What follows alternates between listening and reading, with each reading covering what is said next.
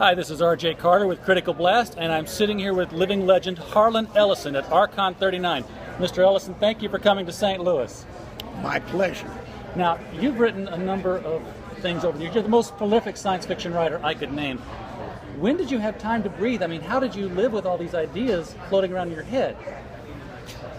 Well, the direct answer to that, of course, because it's a stupid question, Of course it is that I never did breathe.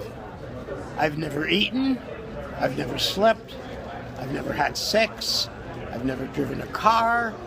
All I've ever done is sit and write. It seems that way to the readers because there's so much material.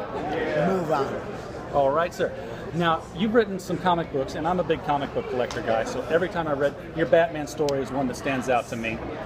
Is there any comic book character that you wanted to write and didn't get a chance to, or would love to write still? All of the comic book characters that I would want to write for, that I haven't written for, were all from the 40s when I was a kid. The original Daredevil, the Charles Biro comic, not the Marvel comic, the Newsboy Legion, Captain Marvel, but I've just done a big article on Captain Marvel for Roy Thomas's Alter Ego magazine. Love that magazine. Nay, nay, I will never serve you, I say, Mr. Mine. Hawkman, The Flash. I've written for a lot of those comic characters, and there's none that I'm really hungering for. Okay. Now, you've done a panel on the future of science fiction here. I was curious, what's the future of futurism? Because when I was a kid, it was easy to think of what the future was going to be like. We were going to have computers everywhere, and we were going to have flying jetpacks.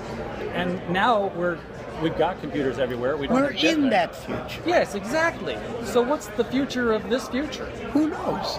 What would you prognosticate if you had to write something? I can't prognosticate it. I'm not Nostradamus. Sure. I have no idea what they will come up with tomorrow that will be as good as a computer chip that will run an entire city. Does that make it harder to write science fiction stories today No. for today's writers? No.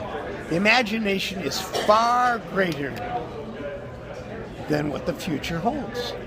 You can dream anything as long as you're consistent. Very good.